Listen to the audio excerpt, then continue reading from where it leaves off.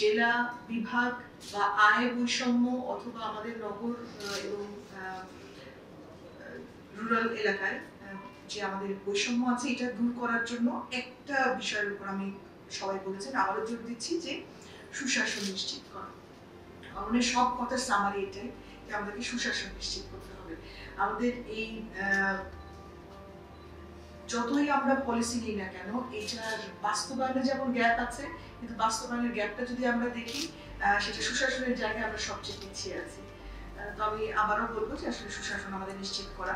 আমাদের অবকাঠামো নির্মাণের প্রতি প্রচন্ড আগ্রহ, আমরা প্রচুর অবকাঠামো নির্মাণ করি এবং এখনো আমার জানা মতো যে একটা 700 কোটি টাকার একটা প্রকল্প এখন শুরু করার কথা, যে নতুন আবার কিছু হাসপাতাল তৈরি করা।